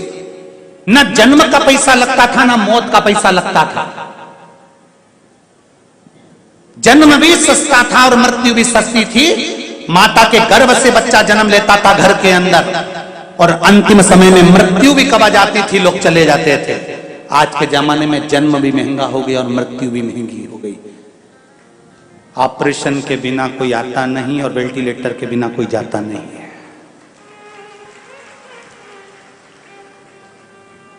दोनों महंगे हो गए। अब तो लोगों को मरने में भी डर लगने लगा। 2-4 लाख रुपए जोड़ के रखना, वेंटिलेटर का देना पड़ेगा। तो भगवान से क्यों नहीं कहते ये क्यों हो रहा है? क्यों वेंटिलेटर के सहारे हो गए? क्यों ऑक्सीजन की मशीन के सहारे हो गए? भगवान कहते हैं मेरी आरती और पूजा तुमने मशीन के सहारे कर दी, तो मैंने भी तुमको मशीन के सहारे कर दी। आप मुझे अपने मन के सहारे कर दो। मंदिरों में ये मशीनें शोभा नहीं देती, नगाड़ों की और ढोल की और घंटी की और घड़ियाल की। जो मंदिर के आसपास रहते हैं 10 बच्चे, 11 लोग, 11 बच्चे, बुजुर्ग, 10-15 लोग भी अगर मंदिर प्रतिदिन जाएं, आरती पूजन करें, तो इससे बढ़कर कोई सुख नहीं है। करो, कुछ काम नहीं आएगा, संस्कार काम आएगा। संस्कार।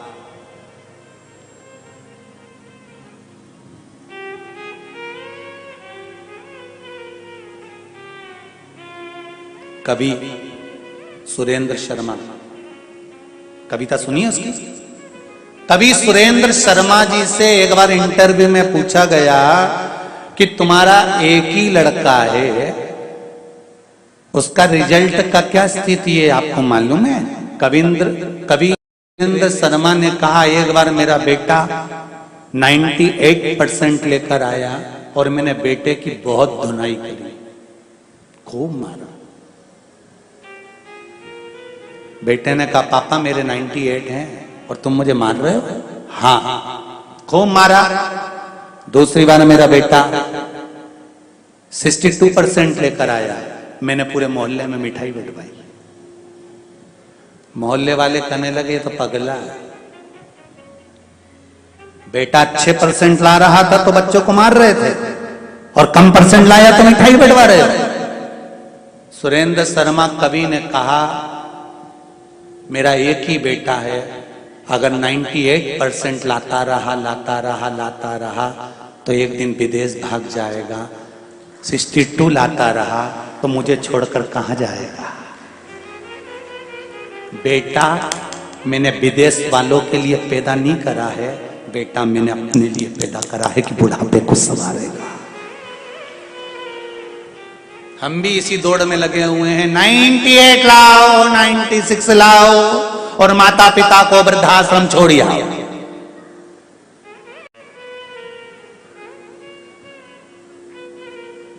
हम भी इसी दौड़ में लगे हैं। हम बच्चों से कहते हैं उनके जैसे बनो, उनके जैसे बनो। हम कभी बच्चों से ये नहीं कहते कि तुम ऐसे बनना कि आने वाली पीढ़ी कहे कि उनके जैसे बनो। हम अपने बच्चों से कहें कि ऐसा बनना जैसे श्रवण कुमार ने अपने माँ बाप की सेवा करी। राम अपने पिता के कहने पर एक आवाज में वन चले गए।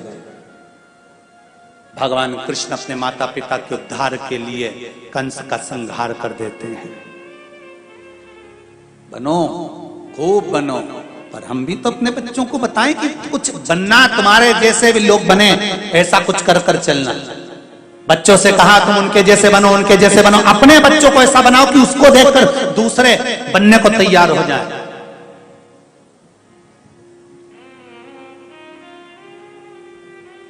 महाराज, डंडी से कब तक नहीं निकलोगे? ब्राह्मण हत्या है, छूटना पड़ेगी। ब्राह्मण हत्या को बांट दिया गया। 4 स्थान। जल के पास गए, जलदेव ब्राह्मण हत्या का अंश लीजिए। जल के ऊपर जो फेन रहता है वह ब्राह्मण हत्या का अंश होता है। इसलिए सनातन धर्म का नियम है, जब भोजन करने बैठते हैं तो सबसे पहले पानी का गिलास भरते हैं। पर आजकल उल्टा हो गया, पानी का गिलास सबसे आखिरी में आता है। पर शास्त्र रीति कहती है भोजन करने बैठो, थाली आए उससे पहले टेबल पर, कुर्सी पर, जहां भोजन कर रहे हो वहां पानी का लोटा, पानी का गिलास पहले भर कर रखो। क्यों? अगर पानी बाद में आएगा, उस पानी पर पानी का बुलबुला रह जाएगा, फेन रह जाएगा, तो वो ब्राह्मण हत्या का अंश है। जो पानी पिएगा उसको ब्राह्मण हत्या लग जाएगी। इसलिए भोजन करने के बाद पानी पिए जब तक उस पर से फेन, बुलबुला समाप्त हो जाए। ब्राह्मण हत्या का अंश दिया पृथ्वी को। पृथ्वी ने ब्राह्मण हत्या का अंश लिया तो पृथ्वी का जो बंजर भाग है वह ब्राह्मण हत्या का अंश है। पृथ्वी के ऊपर जो वृक्ष लगते हैं, वृक्ष में जो गोंद लगती है वह ब्राह्मण हत्या का अंश है। तुम्हारी बहू का जाता हो, बहू की डिलीवरी हो, बहू को संतान हो, उसको खूब बादाम, काजू, गोंद घी में तल तल कर खिलाओ, मना नहीं है। पर जब जन्माष्टमी का त्योहार हो, रामनवमी का त्योहार हो, भगवान का प्रसाद बन रहा हो, उसमें गोंद मत मिलाओ, क्योंकि उसमें ब्राह्मण हत्या होती है।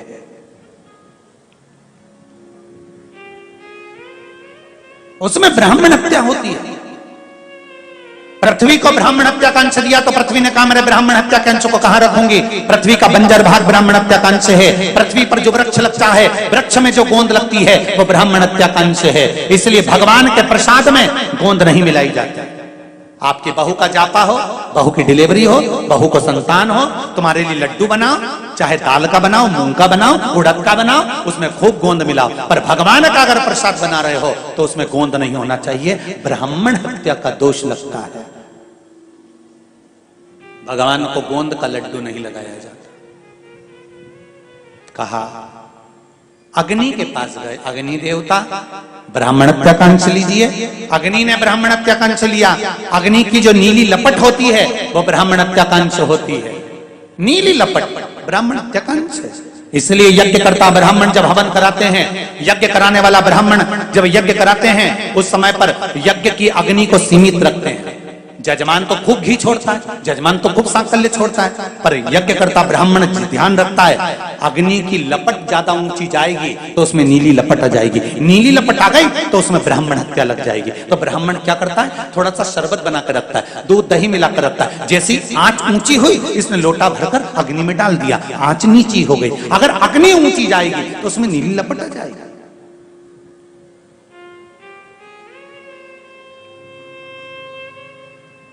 नीली लपट में ब्राह्मण हत्या का अंश है।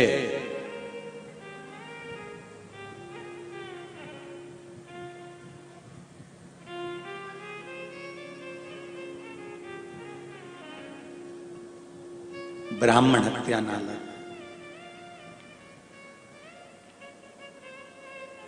अब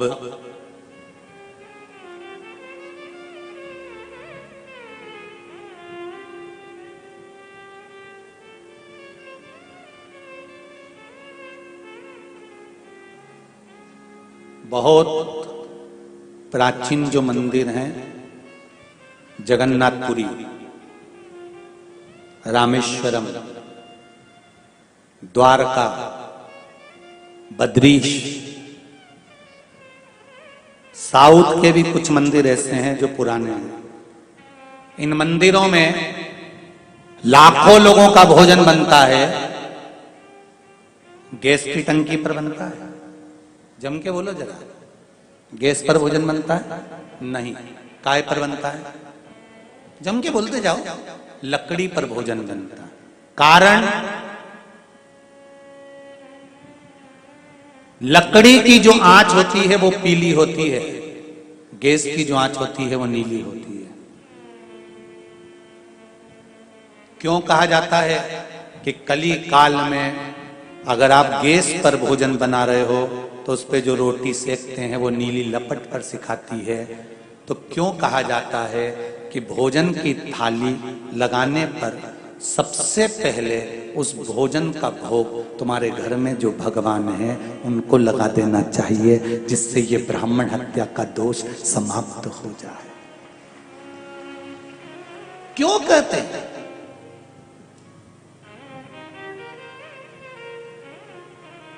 गैस पर भोजन बनकर तैयार होने पर अगर आप भोजन ग्रहण करते हैं, तुम्हारे सामने अगर भोजन की थाली आती है तो जितने भोजन करने वाले हैं, चाहे आस्था चैनल पर सुन रहे हो, फेसबुक यूट्यूब पर सुन रहे हो, चाहे पंडाल में सुन रहे हो, गैस पर बना हुआ भोजन तुम्हारे सामने आता है। शादी ब्याह में भोजन तुम्हारे सामने आता है, किटी पार्टी में भोजन तुम्हारे सामने आता है। कहीं ठेले पर अगर तुम कुछ खा रहे हो, कहीं हाथ गाड़ी पर कुछ खा रहे हो, तो अगर गैस पर बना हुआ भोजन कर रहे हो तो आपसे निवेदन है, भले भोग लगाओ चाहे मत लगाओ, जब भोजन की थाली सामने आए तो एक बार हाथ जोड़कर भगवान से इतना जरूर कह देना, महादेव ये भोजन कर रहा हूं, अमृत कर देना। बस इतना कहना और खा लेना, भोजन अमृत हो जाए। ब्राह्मण हत्या के दोष से मुक्त हो जाएगा वो अन्न। पर गुरुजी हम ट्रेन में भोजन करेंगे और ऐसे हाथ जोड़ेंगे तो शर्म आएगी, तो नरक कपड़न से डरत है, नरक पड़न से ना है। झुककर प्रणाम करने में ये डर लग रहा है कि कपड़ा गंदा हो जाएगा, और ऊपर गए और मां पर तो दादा क्या कुटाई होगी। फिर तुम कुछ भी खाओ, गैस पर बना हुआ अगर कुछ भी खा रहे हो तो पहले भगवान को नमन कर दो, प्रणाम कर दो। बस हाथ भी नहीं जोड़ सकते तो दिल से प्रणाम कर दो। हृदय से तो कह सकते हो, इतना तो कर सकते हो, एक सेकंड के लिए बस नेत्र झपके उठाए, उतनी देर में तो महादेव खाकर निकल गए और प्रसाद हो गया, अमृत हो गया। इतना तो कर सकते हो। सनातन धर्म में जन्म लिया है आपने और हमने, सनातन धर्मी हो आप, तो भोजन करते समय अगर बन सके घर में भोजन करो तो भोजन की थाली को हाथ जोड़ लो। गैस पर बना है प्रभु, बस हाथ जोड़ा, शंकर जी अमृत कर दीजिए, पा लीजिए। रोज प्रतिदिन भोजन को अगर हाथ जोड़कर खाओगे, ये पक्का है जिंदगी में किसी रोग के कारण हॉस्पिटल नहीं जाओगे, शिव जी उसको अमृत कर देंगे। आप बोलो तो उसको। एक भजन माताएं गाती हैं, बड़े प्रेम से गाती हैं, सब अमृत होई जाए रसिया, रुचि रुचि भोग।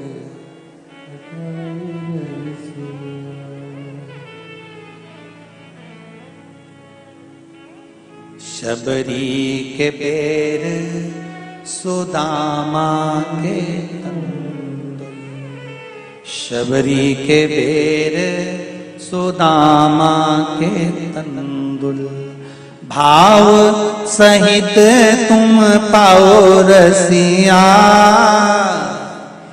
सब अमृत होई जाए रसिया, रुचि रुचि भोग लगाओ रसिया।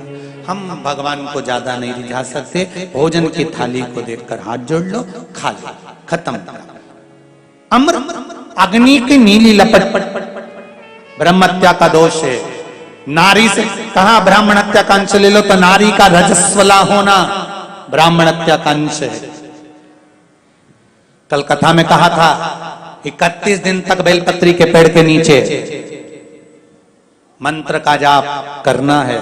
मेरा माताओं से निवेदन है, जब रजस्वला धर्म आए उस समय पर वृक्ष के नीचे नहीं जाना। रजस्वला धर्म के समय पर वृक्ष के नीचे नहीं।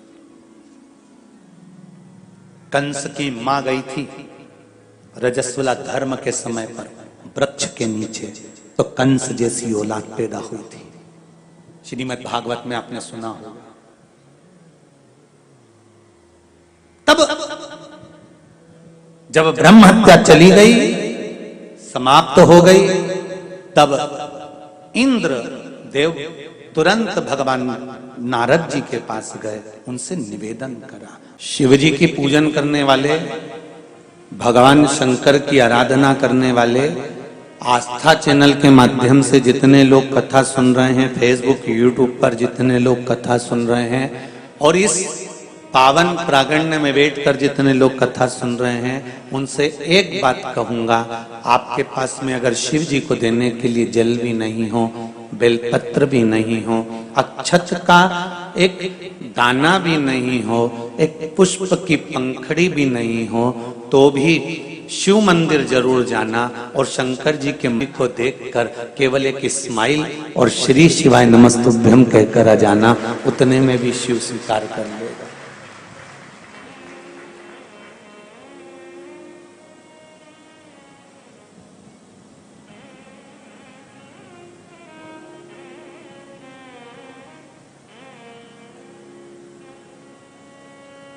हमारे पास में भगवान स्वयं कहते हैं, जो मैंने तुझे दिया है वो मुझे तू दे।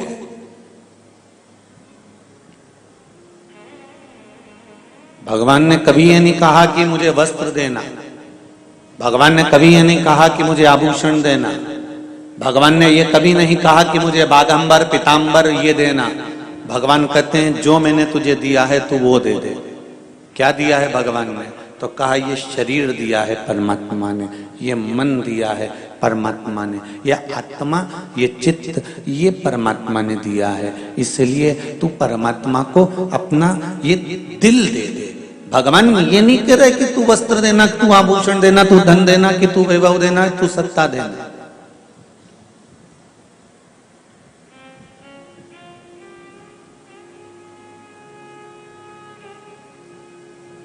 एक पत्र आया है, कोई इंदौर की है,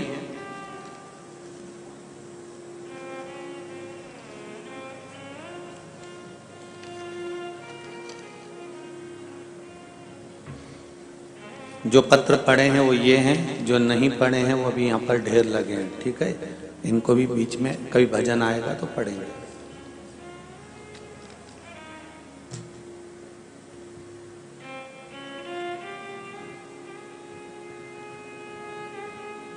अमृता विजय जी तिवारी इंदौर मध्य प्रदेश से आई है। कहीं हैं? आप ही हैं?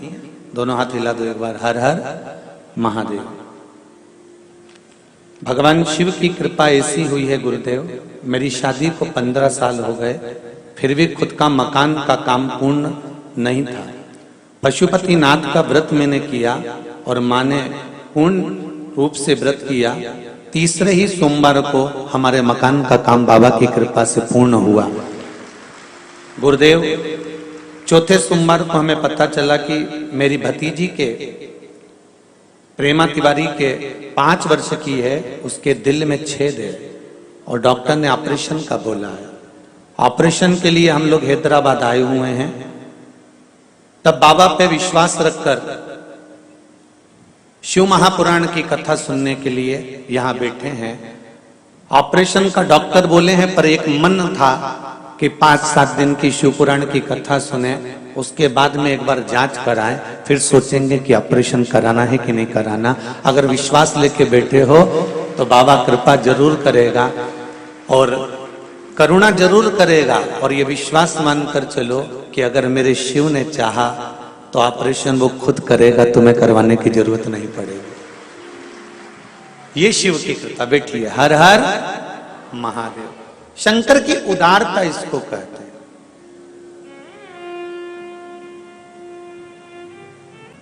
जाने से पहले मेरा बहन आपसे निवेदन जरूर है, ऑपरेशन कराने से पहले जब शिव पोथी की एक बेलपत्र मिल जाए तो उस बेलपत्र को खिलाकर उस डॉक्टर के पास जिसने ऑपरेशन की तारीख दी है उससे एक बार जांच जरूर कराना। मुझे विश्वास है अगली जब कथा सागर में 3 तारीख से चालू होगी तो मुझे पत्र जरूर आएगा कि ऑपरेशन आगे बढ़ दिया गया है। इतना विश्वास मैं अपने शंकर पर करता हूं, ये भरोसा है मुझे मेरे शिव पर। जब कैंसर जैसे मरीजों को ठीक कर सकता है, डायलिसिस चलने वालों की किडनी और लीवर ठीक कर सकता है, केवल 1 लोटा जल सारी समस्या का हल। हमारे पास में ना तो कोई छल है, ना कोई दिखावा, ना कोई हमारे पास विद्या है, ना तंत्र है, ना मंत्र है। हम तो केवल इतना जानते हैं कि 1 लोटा जल चढ़ाकर पंडित प्रदीप मिश्रा इस व्यासपीठ पर बैठ सकता है, तो 1 लोटा जल चढ़ाकर तुम भी शिव की गोद में बैठ सकते हो। इतना विश्वास जरूर, भरोसा रखो मेरे शिव पर और पूर्ण रखो, डूबने नहीं देगा। एक पत्र बड़ा सुंदर किसी ने लिखा, वो भी देख लीजिए।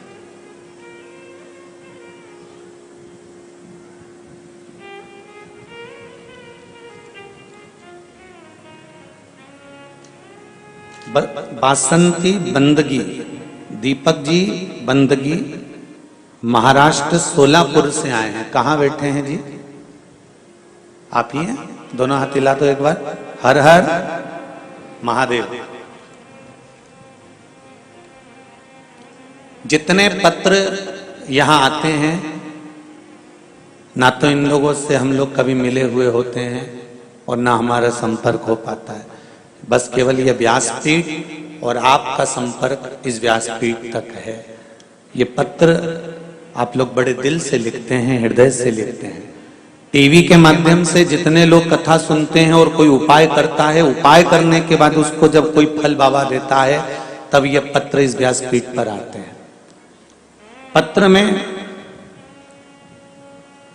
बसंती जी बंदगी, दीपक जी बंदगी बेटा महाराष्ट्र सोलापुर से हैं। मैं बसंती बंदगी, हम महाराष्ट्र सोलापुर से आए हैं। हम 1 साल से कथा सुन रहे हैं। पत्र आस्था चैनल के माध्यम से भी पढ़ सकते हैं। कहीं गुरुदेव कोई दूसरा पत्र तो नहीं बाच रहा है, आस्था चैनल के माध्यम से भी आप पत्र पढ़ लें। हम 1 साल से कथा सुन रहे हैं। मेरी बेटी की बच्ची 6 साल की है, उसके बाद उसको बच्चा नहीं हो रहा था, इसलिए अस्पताल में दिखाया तो उन्होंने कहा कि ऑपरेशन करना पड़ेगा, तब बच्चा होने की संभावना, तब भी बच्चा होने की संभावना नहीं है। और इस ऑपरेशन का खर्चा 50,000 बताया था। तो मेरी बेटी ने पशुपतिनाथ का व्रत किया और वो सफेद आंकड़े की जड़ का जो प्रयोग आपने बताया था, वो भोले बाबा की कृपा से करना प्रारंभ करा। अब बाबा की कृपा से मेरी बेटी के महीना चढ़ा हुआ है और उसके यहाँ संतान होने वाली है। हर हर महादेव। बैठिए बहन, बैठिए। बहुत बहुत बधाई आपको।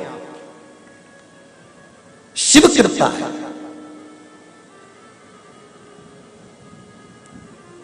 जब डॉक्टर भी एक बार हार जाता है, तब आखिरी में कह देता है कि अब उसके हाथ में है। मतलब डॉक्टर को भी मालूम है कि एक डॉक्टर और है। अकाल मृत्यु वो मरे जो काम करे चंडाल का, काल उसका क्या बिगाड़े जो भक्त हो महाकाल। शिव की उपासना करने वाले। एक पत्र में तो बाहेती जी, एक पत्र में आप लोगों के लिए ही पूरा विधान लिखा है कि बाहेती परिवार को हमारी भी उम्र लग जाए जिन्होंने हैदराबाद में शिव महापुराण की कथा करवा दी है। ये पत्र में लिखा है, उनका भी मैं पत्र पढ़ूंगा भी। आप शिव कृपा इसको कहता है।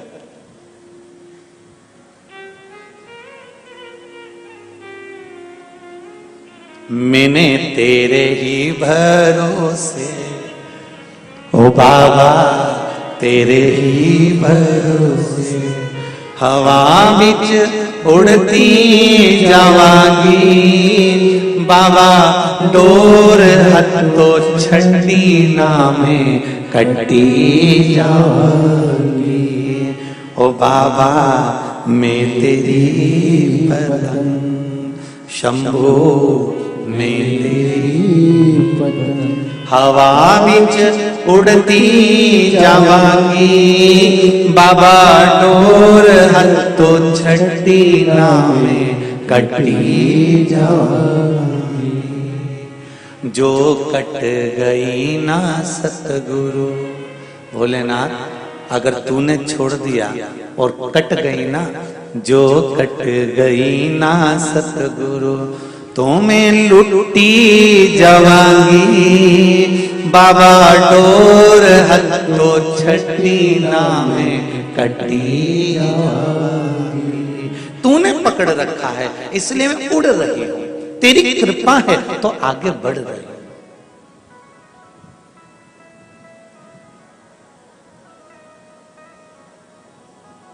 ऐसा नहीं है जीवन में दुख नहीं आया।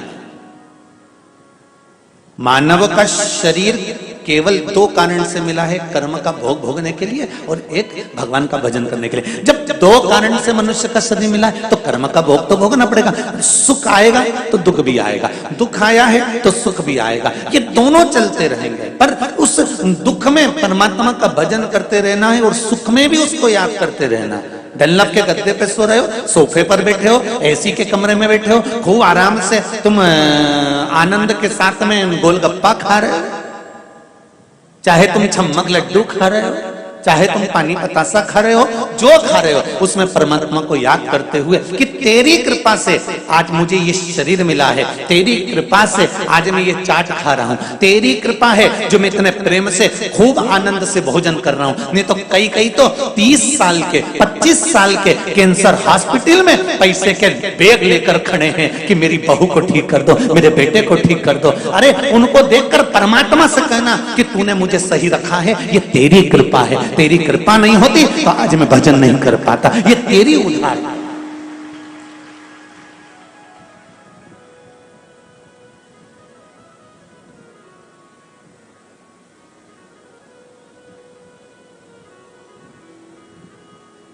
एक बेलपत्री के बल पर लोग अपने स्वास्थ्य को ठीक कर रहे हैं, एक लोटा जल के बल पर लोग अपने स्वास्थ्य को ठीक कर रहे हैं।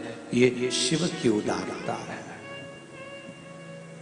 बीपी हो, शुगर हो, जो भी थायराइड हो, शरीर में कोई खाज हो गई हो, शरीर में कोई रोग हो गया हो, उसका सबसे सुंदर तरीका है शंकर पर चढ़ी हुई एक बेलपत्र शिव के मंदिर से उठाकर, कम से कम रोज नहीं खा सकते तो हफ्ते में एक बार 2 बार शिव से कहकर कि तू दुनिया के रोग हर लेता है, तुझे महामृत्युंजय कहते हैं, मृत्यु को तू जीतने वाला है, तो मेरे शरीर में कोई रोग कैसे रह सकता है शंभू। और उस बेलपत्र का सेवन करना है।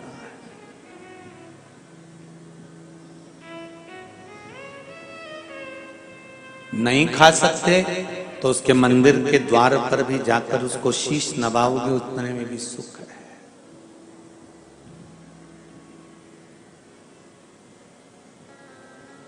शंभु शंकर मृत्यु लोक के देवता, पृथ्वी के।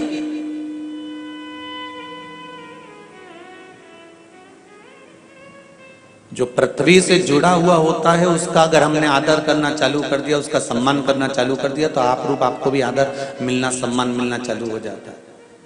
चलो एक बात बताओ, एक दिन हाथ ने पैर से पूछा कि पैर ये तो बता, सारी दुनिया के लोग सिर तेरे ही पांव में क्यों झुकाते हैं, कभी कोई सिर हाथ पे क्यों नहीं झुकाता? हैदराबाद में किसी को देखा तुमने कि सिर हाथ पे झुकाया?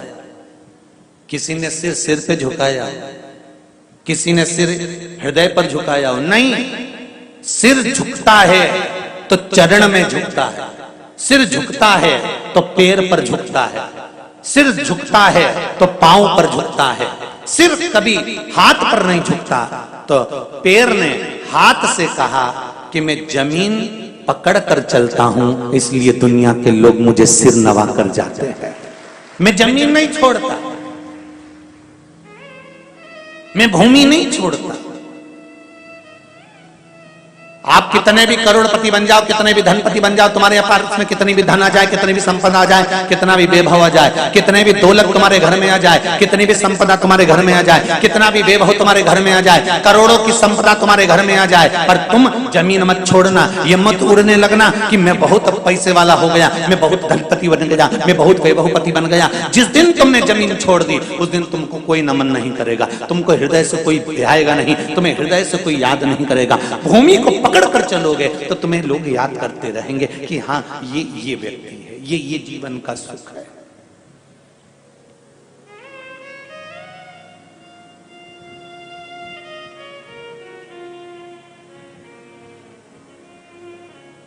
मेरा वो घरदानी इस मृत्यु लोक का देव है, आदिदेव महादेव है।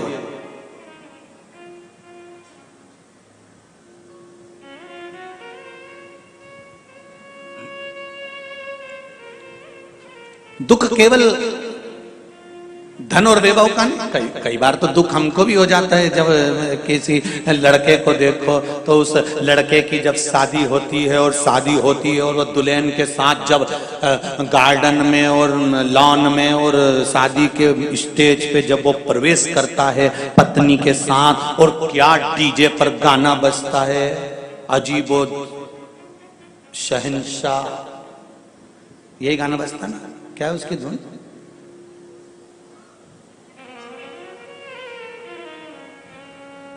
और जब वो आता है दुल्हन के साथ में और फुलझड़ियां छूटती है और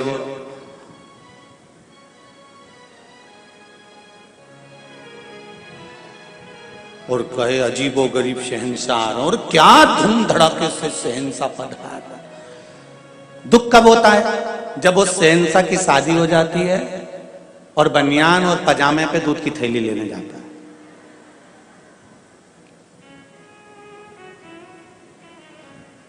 तब हृदय में दुख होता है। अभी 20 दिन पहले तो अजीब गरीब शहंशाह बन रहा था, अभी कितनी शान से शादी करी थी और बनियान पजामे पे पानी भर रहा है, दूध की थैली लेकर आ रहा है। खूब गुलाब जामुन भी खिलाई, पेड़ा भी खिलाया, इमरती भी खिलाई, खूब। कितना ठाठ था विवाह में, कितना ठाठ था शादी में, कितना ठाठ था उस मंगल विवाह में। उसके 15 दिन बाद 20 दिन बाद वापिस जिंदगी वैसी की वैसी हो जाती है। इसलिए जीवन का कोई भरोसा नहीं होता। धन ज्यादा आ जाए तो फूलना ना मती, और ना फूलना और ना अपनी वाणी पर ऐसा संयम रखना कि इस वाणी से कोई ऐसा शब्द ना निकल जाए कि जिंदगी भर फिर बाद में रोना पड़ जाए। इसलिए बहुत संभल कर वाणी बोली जाती, गोली और बोली बहुत सावधानी रखकर।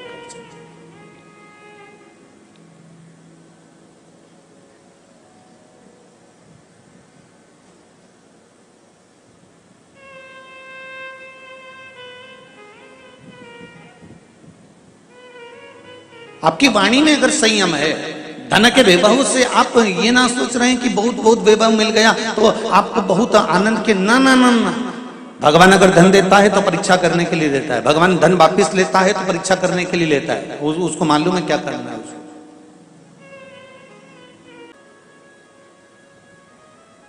एक बहुत सुंदर बात कहेंगे, पहले की शिव महापुराण में ये चरित्र नहीं आया तो आप ध्यान से सुनिएगा।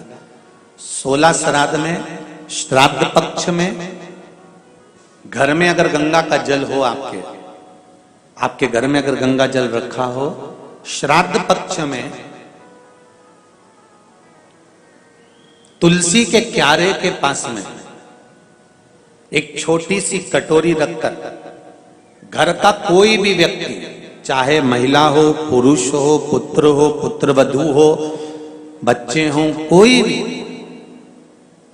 हथेली में गंगा जल लेकर अपने पूर्वजों का स्मरण कर और वो गंगा जल काशी विश्वनाथ के नाम से अपने पूर्वजों का नाम लेकर वो कटोरी में अगर 5 बार या 7 बार छोड़ देता है तो उसके पूर्वजों को पिंडदान और तर्पण की जरूरत नहीं पड़ती, उनको मोक्ष प्राप्त हो जाता है। अगर आपके घर में गंगा जल रखा हुआ हो तो बृहस्पति महाराज की कथा का बहुत विस्तार है। उसको अपन श्रवण करते हुए कल की कथा में भी श्रवण करेंगे आनंद के साथ। इंद्र भगवान देव ऋषि नारद के पास जाते हैं, आगे वर्णन आता है सुंदर। भगवान माता पार्वती जी का मंगल विवाह भगवान शिव के साथ हो रहा है।